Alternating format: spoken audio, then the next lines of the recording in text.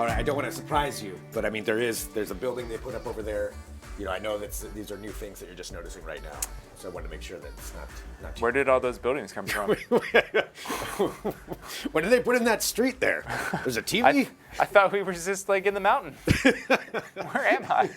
Hello, everyone. This is Digital Trends Live. This is our daily show here from Digital Trends, where we bring you the trending tech topics of the day and interviews and so much more, all while broadcasting live across our many different platforms that we are on: YouTube, Periscope, Facebook, Twitch, LinkedIn, all of those, where we can take your comments and questions as we go through the show. And let's talk a little bit about the show. So today, on this episode, coming up in just a little bit, did you know that it is Consumer Protection Week, which means we should start paying attention to where our data is going? I mean, you probably should have anyway. You didn't necessarily need a week to think about that, but we do have some tips for you today. We're going to be joined by U.S. News and World Report's consumer finance analyst, and that's Beverly Harzog, who's going to be here on the show to talk about that, kind of give us some tips, maybe some different things that we can do. Also, joining us in a little bit on the show, it's going to be Matt Smith, our computing editor, who's going to be talking about what he saw, maybe what was seen for the Mobile World Congress in regards to computing and 5G. And I'm Greg Nibbler, and joining us now, oh my gosh, it's Matt Smith. Here at the beginning of whoa. Hi, everyone. Hi, Internet. How's it going? Doing well, Matt. Thank you for joining us. I do want to say Matt had not noticed the television behind us here before, and I just wanted to call attention, in case anybody else hasn't noticed it. We've got some brand new images that are being broadcast behind here. That's the Max. That is the train here in Portland that you can take. Did you take the Max today? I did not. I biked. You biked. You biked in that. Okay. Yeah. Yeah. All right. Well, Matt biked in, so so he's better than all of us right now. But there it is. And hello to everybody who's joining us. I see Raymond says he's waving furiously. Hello to Chad. That's on Facebook and across whatever platform you're on. Let us know your comments and questions, and we will get to those as we go through the show. But as we always do here, we take a look at what's trending, what the big tech topics are that people are talking about, and we bring you the biggest one right here at the beginning of the show. And it is this. You thought they had gone away. They have not. Folding phones, foldable phones. They're never going away, and there's going to be more of them. So this is the news that's coming out right now. It's about Samsung, and I believe this is from from Forbes. I'll double check where this is coming from, but Bloomberg, excuse me, coming from Bloomberg. Same thing. Same thing, yeah. Samsung is rumored to be having not just their Galaxy Fold phone, which is coming out in April, but 2 more foldable phones to add to the mix to give it a whole collection of choices for your foldable phones. Matt, how do you feel about foldable phones? Well, I think actually the last time I was on we talked about foldable. We did. Foldable phone, right? Yeah. And just like then, I think it's a pretty decent idea. Like I do kind of wonder how they're going to hold up after a while, if you're going to have to worry about scratching them or whatnot. Yeah. But I'm not surprised that Samsung would want to do more of them if they feel like they have the tech down. The Fold, the one that they introduced first, that's like almost $2,000. Yeah. So I don't know if these are necessarily going to be cheaper, but certainly that's kind of like there's a lot of room to bring it down a little bit. There is. If we can bring down the price, that's definitely something that would... Maybe slightly smaller screens or something like that. Well, what they're supposed to be doing, and this is part of what the rumors are that we have as far as what these might be, are, the Galaxy Fold that they did announce, that's when it's kind of like a billfold. It folds in, and the screen is on the inside. I did read a little bit about how they were worried about after 10,000 times, apparently, you're starting to get a little bit of a crease. So they're trying to fix that, and that's fine. You want to go for that distressed look in your smartphone. Right, yeah. If you're going to pay $2,000, might as well have that. Yeah, it's well worn. But the talk for the other two versions are kind of interesting. One of them would be a vertical folding phone. So this is kind of akin to what the rumors are with the Motorola foldable phone that we've heard about, where it's the foldable screen, where it's an actual vertical phone, open it up, and then you fold it, and then would have another screen on the front. We've got some renderings of that, and actually there's a company that put together a video of that, just kind of showing what that looks like. But the vertical idea, so this is not an actual phone, but this was somebody coming up with their idea of what the Motorola foldable phone may look like, according to the patents. So it's more of a space saver. Yeah, right? Yeah, exactly. And also you get the fun of having a flip phone again. Yes, exactly. Which was always just a very entertaining little time waster. Just flip. Yeah, I think you can really wear out that screen that way. Yeah. But yeah, I think it's like people complain a lot about how their phone is too big. Right. So this would make it Yeah, you say half the size of what it is today. And it would have a screen on the front, in this theory, of how this would work. So you would have the full, you have the full screen when you open it up, and then you have the screen on the front. I like this idea. I don't know why. Maybe it's just because it's bringing back the Motorola Razr. That was what this idea would be. Yeah. But I think that idea is pretty interesting. So if that's the one that Samsung may be working on with that vertical folding phone, the other idea is to have one that's more like the Huawei Mate X, which is it folds on the outside. So Yeah. the screen wraps around the outside. Which that one I feel like you're going to scratch that screen. You need some kind of a Yeah, I cover mean for that that? one's definitely going to be a little bit of a durability issue. Yeah. I would think. So I'm not sure if that is necessarily ready for prime time. The other thing I'm not familiar with is like how durable these foldable screens are in general. Right. Because we all have our smartphone screens right now generally use like the Gorilla Glass, right? Or something Correct. like that. And Gorilla Glass is hard enough that it's not going to scratch very easily to your keys or something like that. If they just bump, it Correct. shouldn't scratch much. Yeah. I don't know about these foldable screens. Yeah, well, that that's- remains to be seen how they hold up. And that's one of the big things is they haven't really been field tested by Yeah. anybody. At least with the Huawei one, people were able to touch it, and fold it. But with the Samsung one, I don't believe any reporter has had their hands on it. No, that was Yes. a big disappointment. That Samsung had a event in San Francisco. Everyone went specifically for it. They showed off the folding phone, and then everyone was like, "Hey, that's awesome! Let's try it." And they're like, "Oh yeah, we don't have it here. Like, Yeah. what are you talking about? Right. Like, why would we bring it?" Yeah, that's Come on, been Samsung. been a very interesting part of it, and I think part of that rumor of why they didn't was because they were getting an increasing issue that they want to fix before it comes out in April. But that's the big Just trending need to get story out an right iron. now. Right. As that Samsung is working on 2 other foldable phones to possibly come out by the end of this year to have the full suite. I think if they're going to do that, they have to get the price down. They can't go sure. up from there. I mean, Well, it's already $2,000. Well, I mean, they can't. You say they can't, but Yeah, and I'm seeing some comments come through here on LinkedIn. Let's see, Ross said Samsung's goal of eventually selling 1 million foldables annually, and that's true. They're hoping to sell 1 million of the Galaxy Fold this year, according to reports from them. I think about 40 million of the S10s is what they're looking at. I don't know, 1 million phones at $2,000 a piece. I will be. They've got to have something more out there for people to actually get their hands on and look at it. I don't know. There'll definitely be early adopters that'll pay that.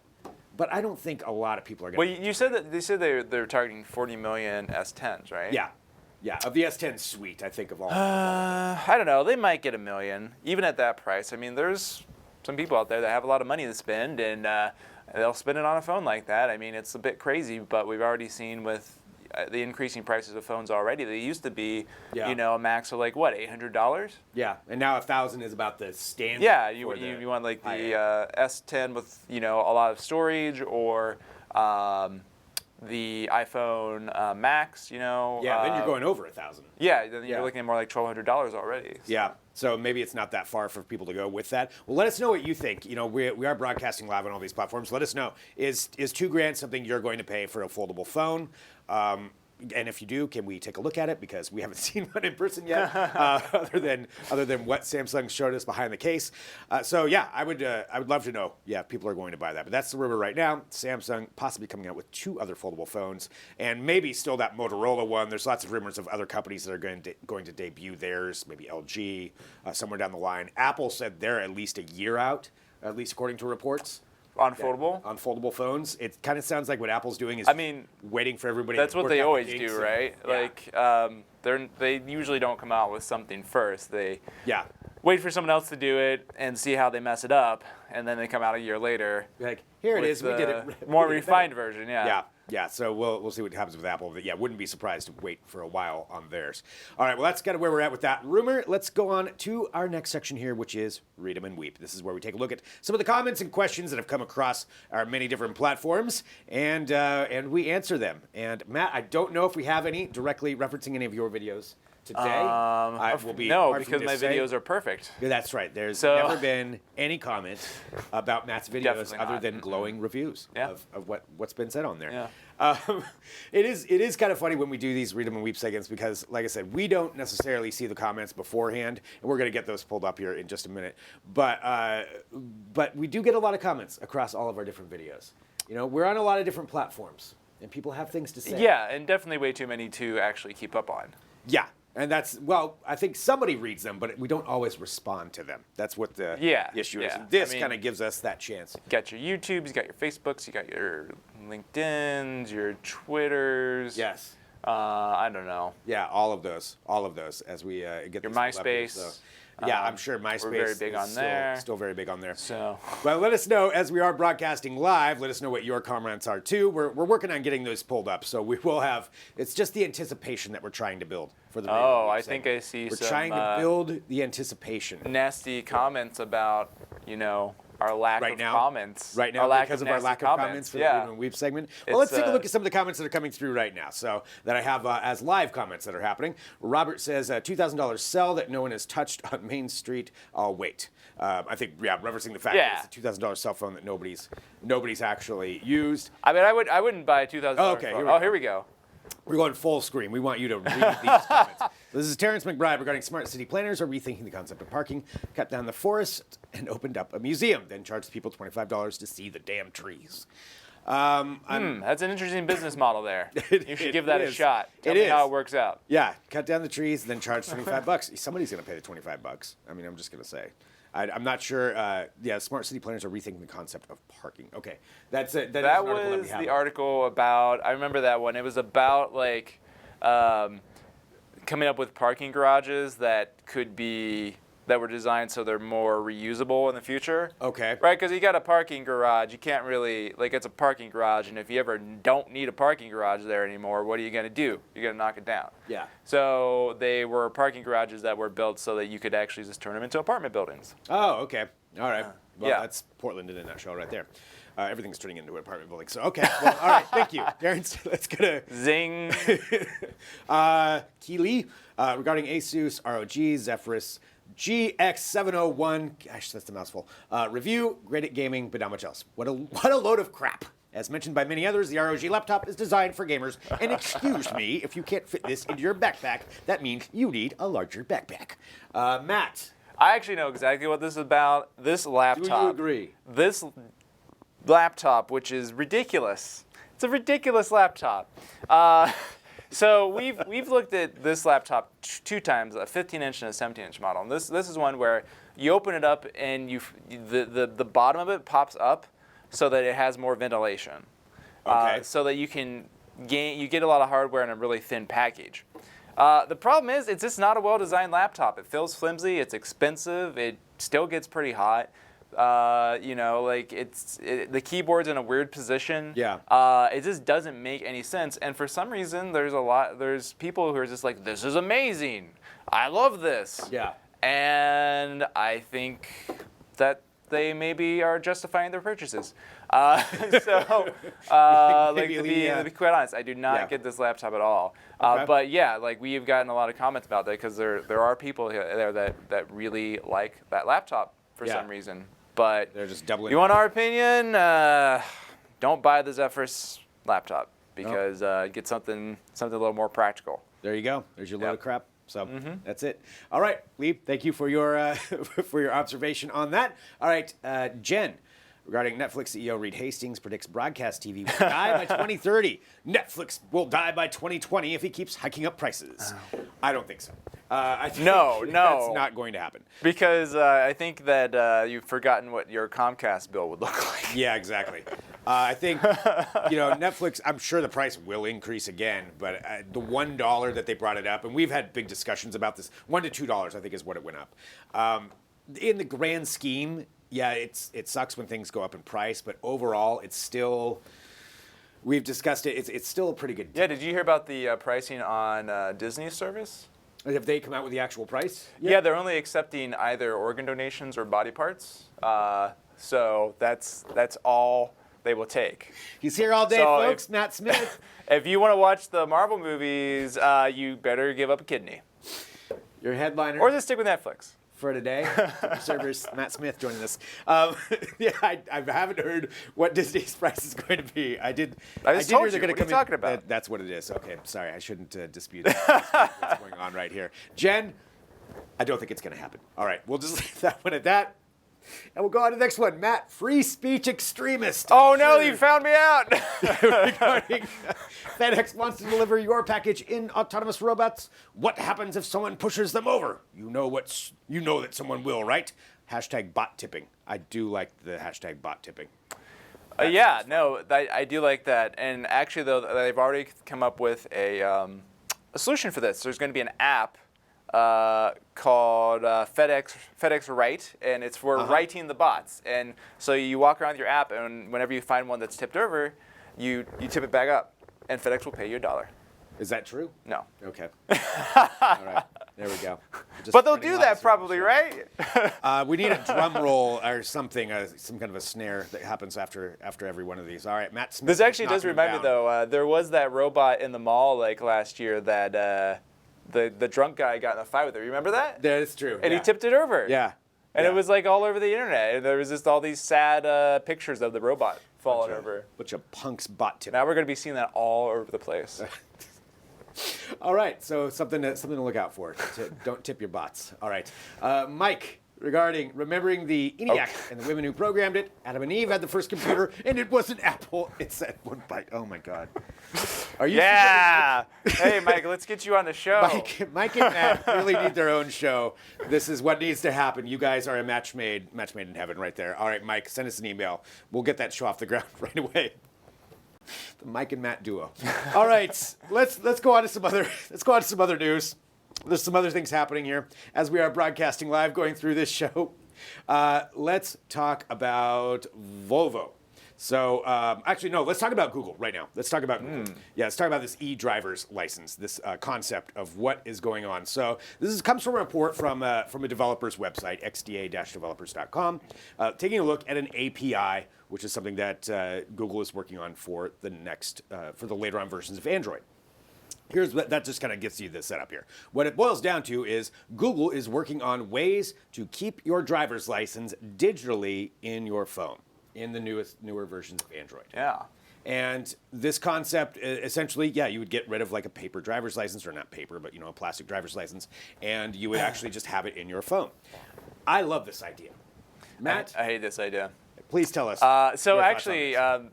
you were just saying this week is National Consumer Protection Week. Yeah. Right. So, okay, who do we want to have our driver's license information, and who do we trust to store that? Google? Really? Come on. How many times have they burned us already? And Android is infamous for being the less secure of the smartphone platform. So, and yeah, okay, so and Google is supposed to be the one securing your driver's license. Yeah. No, thank you. I think that I'll just keep it in my wallet. Well, taking a look at this, so this is actually something Louisiana has, these images that we're showing here. It's called LA Wallet, where you can have your driver's Confusing license name, in there. actually. I know. So you actually Don't think Louisiana when I hear that. that you normally don't. I didn't either. But where you can keep a digital version of your driver's license, and you can use it at restaurants. You can use it in some retail locations, and somebody else with the same app can scan it and verify that it's you.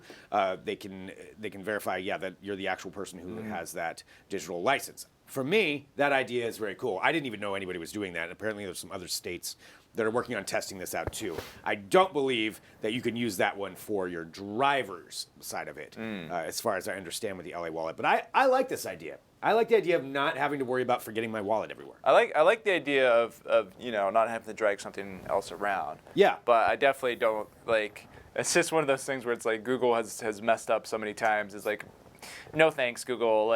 I'm not down with that. But the tech behind it was actually, I read a little bit in the article about what was going into it. And there was some interesting stuff there. One of the big questions was, how does it work if your smartphone is dead? Yeah. And that is something we were trying to handle. And there was actually something in there for a protocol, the secure chip could be read.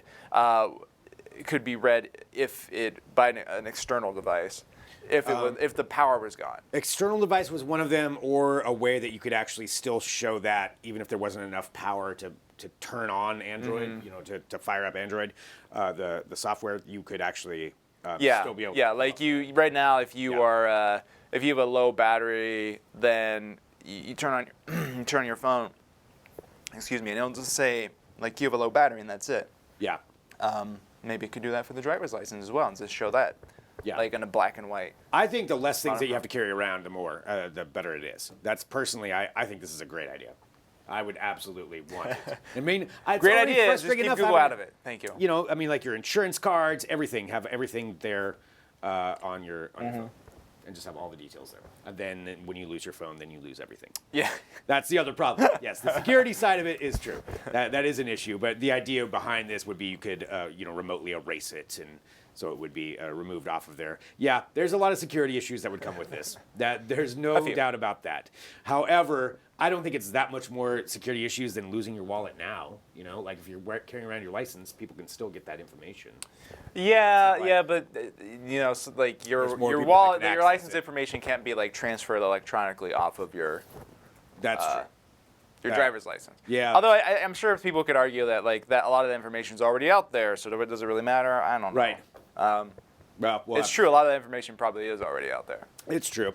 Well, that's one concept that's coming out, and it's definitely something that we can start thinking about. Is that something that we want? And I'm very curious to know how Louisiana's experiment with it is working. Especially, that's not usually somewhere you would think is the leader necessarily, but that is very cool that they've got that going, and other states are trying out some things too. Let's do one more here, and then I know we're going to need to get to a break because we're going to be coming back to talk about some different computing things that we found out at MWC. But let's talk about this autonomous bus, which autonomous vehicles clearly is something more and more that we're going to be learning about, and we're going to be seeing this happening a lot more. But this is a different kind of concept, taking the autonomous vehicle to a different level and talking about making a bus autonomous, and in particular, like a city bus. And this is something they're working on in Singapore. Volvo has been testing this out. It's a full-size autonomous bus where it would, be for city transportation. And I think for a lot of people are thinking this is where, when we get to that stage 5, level 5 autonomous vehicles, this is where it's going to show up first.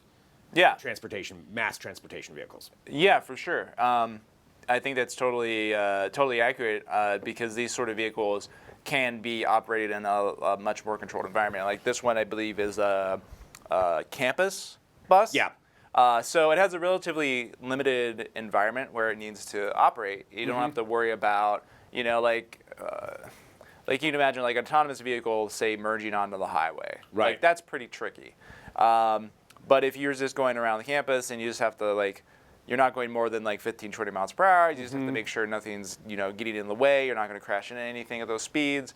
It becomes a lot easier. It's going on every time. Yeah, it also knows like the boundaries very precisely of where it's supposed to be. Yeah. On that campus. So I think it's a really great way to start testing out autonomous technologies. Yeah. And making sure they actually work in the real world. Yeah, I would like to see these implemented. I mean, absolutely. I think, like you said, using it for this kind of thing where it's very controlled, it's in the same route every time, and then as long as it has enough to be able to detect if somebody's in the way, which is part of what they're testing on this.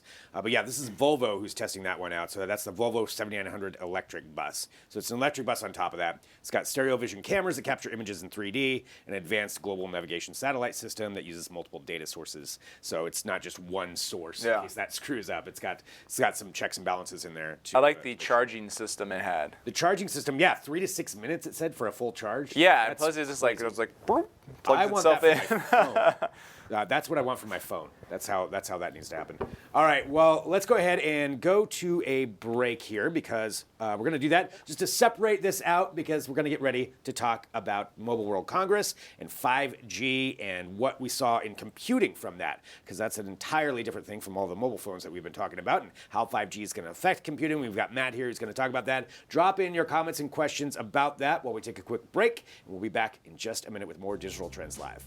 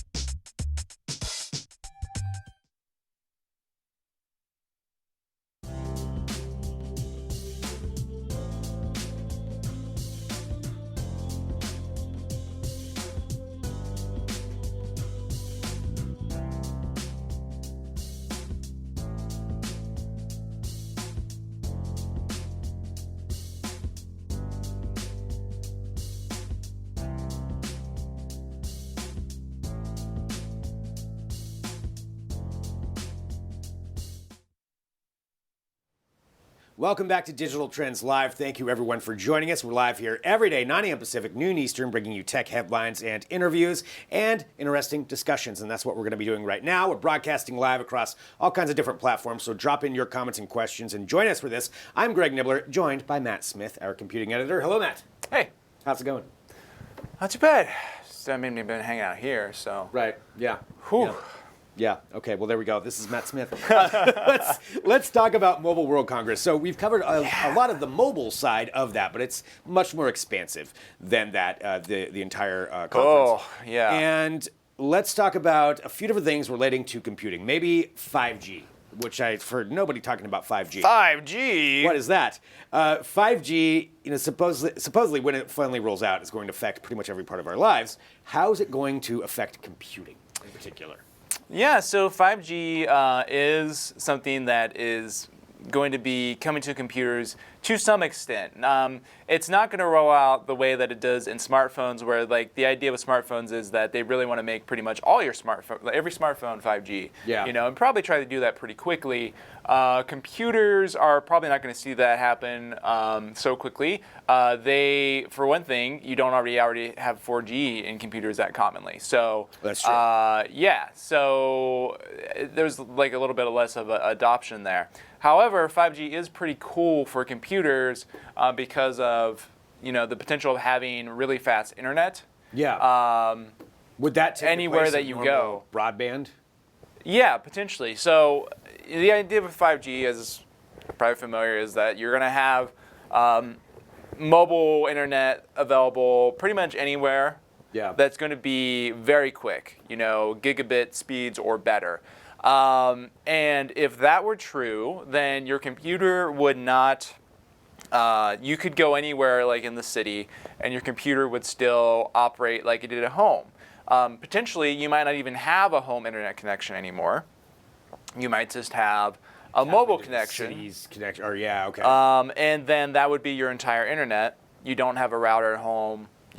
That's sort of like the end state of this. Also, that means you might, like Chromebooks, for example, have become pretty popular, but they're kind of limited because of the fact they rely so much on the internet.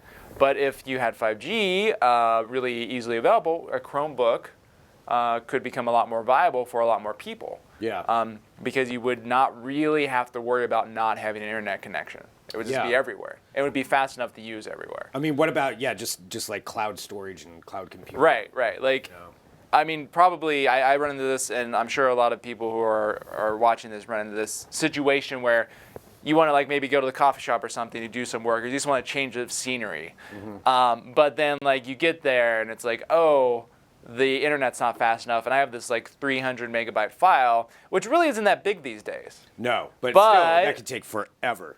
If the cafes like try and make sure no one's doing anything funny on their Wi-Fi, they might throttle it, and it becomes a big deal. But if 5G was available everywhere, potentially you wouldn't have to worry about that. Potentially you would have really fast speeds everywhere, and you could just pop off and do the download. No problem. So yeah, cloud storage could become a lot more usable. Also, cloud compute, that's where it gets really interesting, because you can imagine if the connection is that reliable and that fast and available everywhere, why you don't necessarily have to do your compute on your local device. If you want to, let's say convert a video file or edit a photo, you just do that online. And you can do that today. Right. You can do that today. There's a lot of services that will convert a video for you online, or there's a lot of online photo editors. But there's just not the broad appeal is not necessarily there because you have to have a really fast internet connection to make it work. And this would be something that 5G really is as fast as we know it's going to be once it's finally implemented. Yeah, maybe this would be something that would change that. I'm seeing Ross on LinkedIn just wrote 5G plus MacBooks plus Chromebooks plus Windows hardware equals a connected dream. Yeah. Yeah, for sure. So. And I think Chrome is probably the one that stands the really win if they take advantage of it, if they're smart. Just because they are relying so much on that cloud service positioning, and they make their systems super cheap. Like $250. So you could, You know. that would actually be a really viable computer. You can see Google like offering a service and saying, you get a Chromebook for $250 for $10, $15 a month. We'll, give you the cloud storage, which you probably want to use anyway. Give you unlimited 5G access. Or and then like a cloud compute solution where you can do your heavy lifting on the cloud. Yeah. I can see them trying to go that route. I'd be in with that. Well, that's just talking about some of the takeaways from Mobile World Congress when it comes to the computing side of things, and that was the 5G thing. You can read more about that at digitaltrends.com. Just talking about how 5G is going to affect computing. Let's talk about some other big things. The Microsoft HoloLens 2 was announced. Yeah.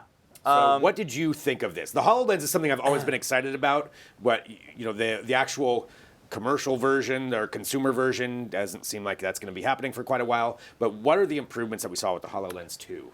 So the HoloLens 2, one major improvement is the field of view is supposed to be much larger. I think they said over twice as large. Okay. Now, I have not personally used the HoloLens 2 yet. It was shown at MWC, and our editor-in-chief, Jeremy, was there, and I was not. So I didn't get a chance to try it on. I have tried it HoloLens, the original, 3 times, and one was for quite a long time, for like an hour. And the field of view was a problem. Yeah. It's very limited. It's like take like a postage stamp and like put it like a foot out from your face or something. Really? And That's it? It's a very small field of view. Wow, I didn't realize that. And if they have managed to make that much larger, it's still probably not quite large enough, but it's like a really strong step in the right getting direction. there. Like they, of course, the goal is just to have a total field of view. Yeah. But they're not quite there yet. It's also quite a bit smaller and lighter than it was before, although it's still pretty big. I was a little disappointed by the size. And they're making even more use of gestures and things for interacting. Okay. So, the idea is that you want to be able to interact with the holograms without any sort of external control, right? Yeah. To make it a more natural, intuitive experience. And they're really doubling down on that. And I think that's really cool. That's a great part of it. Cool. Well, we've got that. That's at digitaltrends.com too. You can take a look there at what the Microsoft HoloLens 2 has come out with, and maybe where we need them to get going in order to really take advantage of some of the capabilities of it. Let's talk about Huawei. What did we get from them? Huawei. What's the big name of this? Huawei had their MateBook X Pro new model, and it's not a lot different from the MateBook X Pro last year, but it has some updated hardware. Something notable is it has, I believe it's NVIDIA MX250 graphics, which was, we haven't really seen that. We haven't tested that yet, and I think it's going to be one of the first laptops with that graphics chip. Basically, just a new lower-end graphics chip for portable systems. But the MateBook X Pro is actually it's become a pretty popular laptop. We've been surprised by the response. Yeah. At least, in the sense that it hasn't been popular before. Huawei laptops, not really a name people know in laptops. Exactly. But they are good. The MateBook X Pro and the MateBook X, the smaller 13-inch one, they're both really solid laptops. Okay. So I think some people are excited about this new model. And just seeing, how it's going to push performance even further, and yeah, it's a really nice machine. If you're looking for a 15-incher, it's definitely one, to keep in mind. Want to consider. I mean, I think anytime there's some more competition is always welcome. Yeah. Now, one funny thing about this laptop, and I believe it's still true with this new model, is it has the secret nose cam. What? So. The camera, the webcam, it won't fit on the bezels. Oh, that's right. So it's the one that shoots from down below. It doesn't just do that. No. It is one of the function keys. You press it, and it pops up, and the camera's actually in the key. Okay, that's weird. It is weird. It's like really that. weird. Nobody looks good at that angle. And no one looks good, but it's a funny feature. It's like a good conversation starter. Just pop it out and be like, hey, look at this. And people are like, what? Why? Yeah, it doesn't make any sense. It's hilarious, though. It feels like, I don't know, like something from a spy spy novel or something. No, I don't like it. I don't like it at all. Well, there's a lot you can check out at digitaltrends.com as well, just covering what we saw with computing at Mobile World Congress. And Matt, thank you so much for sharing some of it. Yeah, no problem. Thanks for having me on as usual. All of that at Digital Trends. And thank you everybody for joining us here on this show. Digital Trends Live, broadcasting across many different platforms, taking your comments and questions as we go through. And coming up next, we're going to take a break, and then we're going to be joined by Beverly Harzog to talk about some different ways that we can actually maybe protect our data, at some really interesting things that she's got right here. And I'm sure if you have questions, now would be the time to get those in because she can answer those. So let's take a quick break. Back here in a minute with more Digital Trends Live.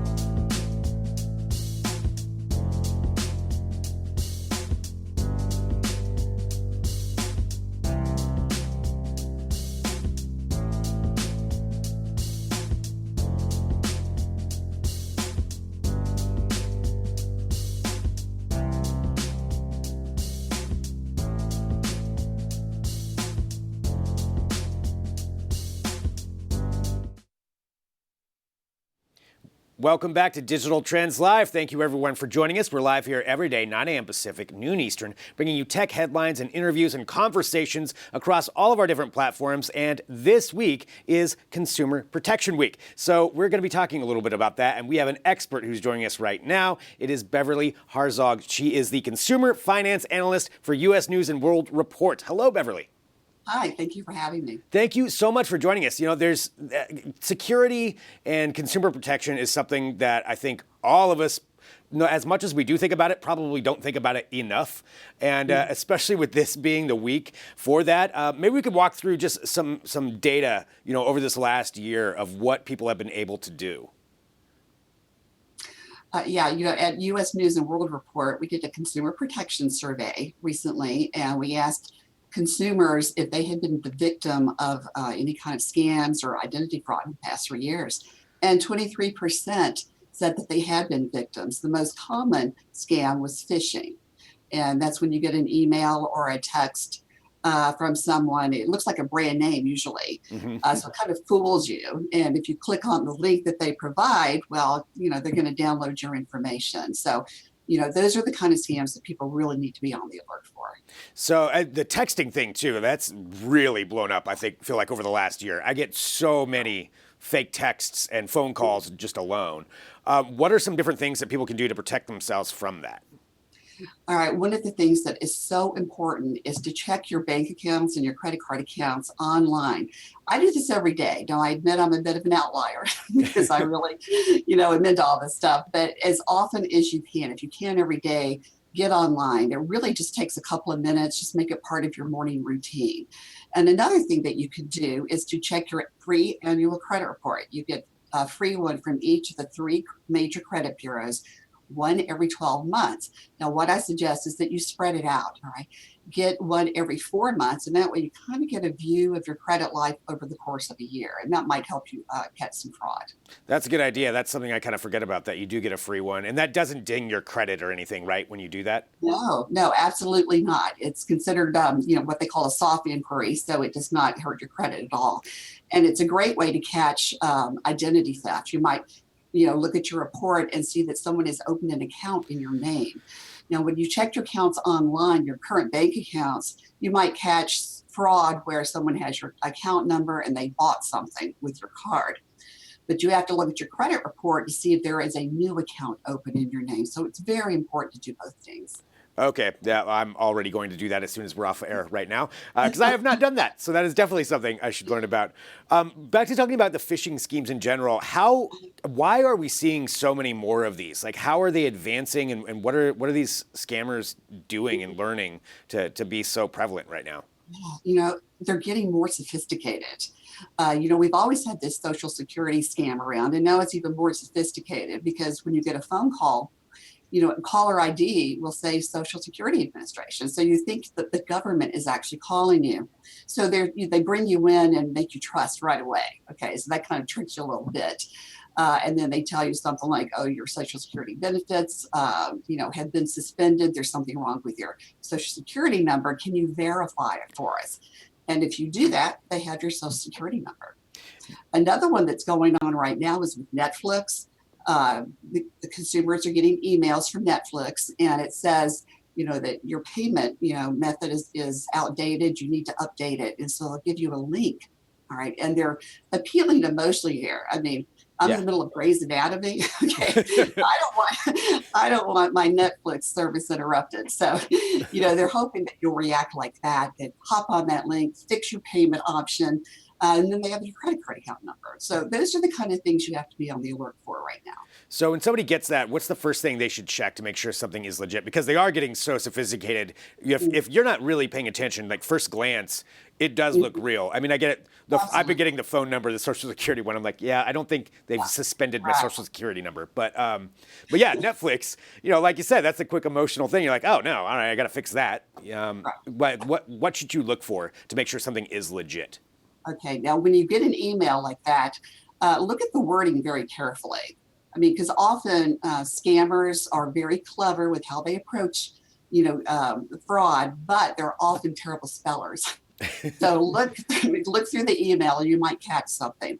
Also, if the email starts with dear, like dear and your first name or just dear, that's a sign right there because, a company and not the federal government for sure, they're not going to be that chummy with you.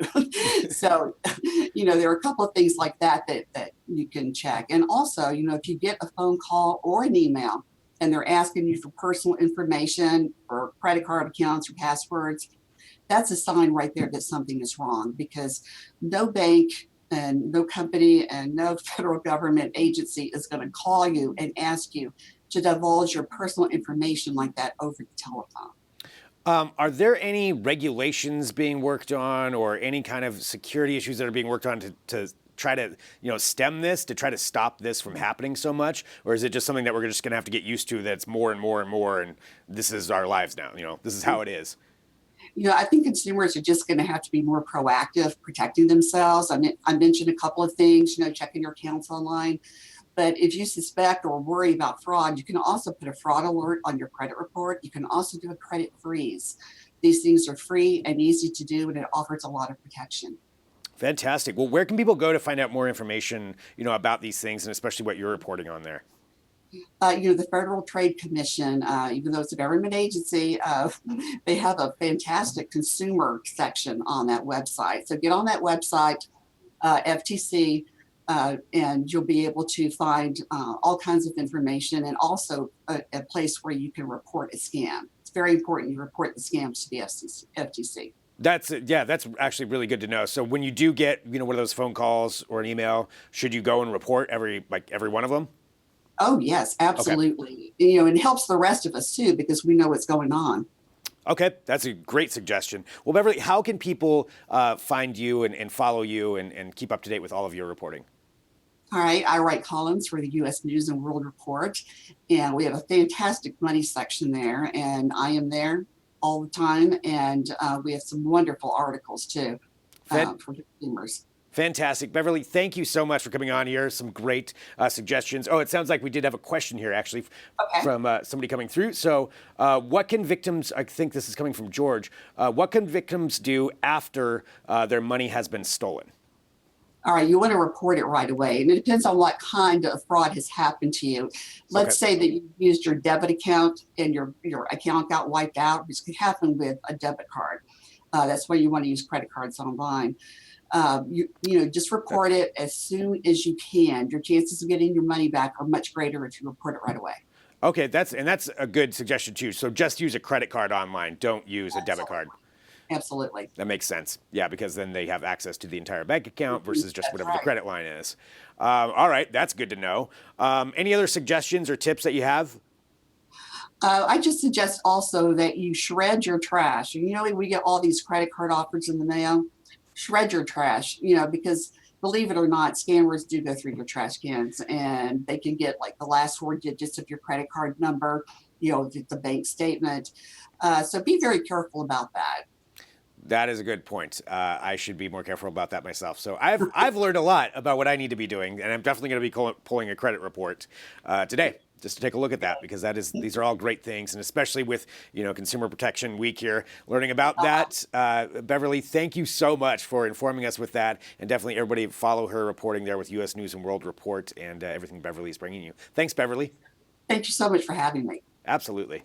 Well, that was very eye-opening for me. So a lot of things to think about there. And here I thought that I was doing a pretty good job, paying attention to emails and not responding to these things. Looks like there's a lot more that we can all be doing, so it's definitely time to up your education on that, and that's why we had that segment right here on Digital Trends Live. And thanks everyone for joining us. We had Matt Smith here in the beginning with our Read 'em and Weep segments, and just talking about some different stories in the news, with the Samsung possibly coming out with 2 more foldable phones this year, and then we kind of ran over what was new in computing at Mobile World Congress, which there's a lot that's actually happening with that, and how 5G is going to affect us. And then, of course, Beverly talking about consumer protection. We also have coming up tomorrow on Digital Trends Live, we've got Sue Kim from Brilliant.com. We've got Felicia Miranda, our gaming editor, who's going to be talking about The Division 2. So we're going to be talking about that tomorrow, and she's in our New York office because we'll be heading out there as well. And wherever you're watching this right now, hit that subscribe button to make sure you get notified every time we go live. It's 9 a.m. Pacific, noon Eastern, but this way it pops up, and that way you can be right in there